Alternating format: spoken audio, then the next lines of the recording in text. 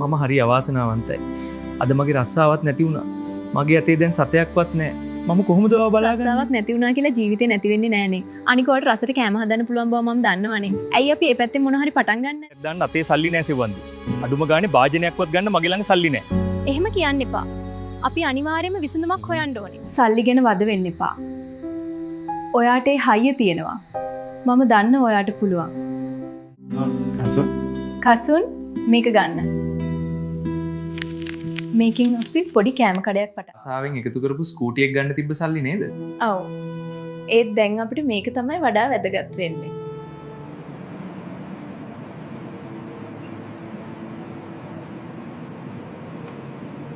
Savandi Restaurants, a smart box for smart ideas.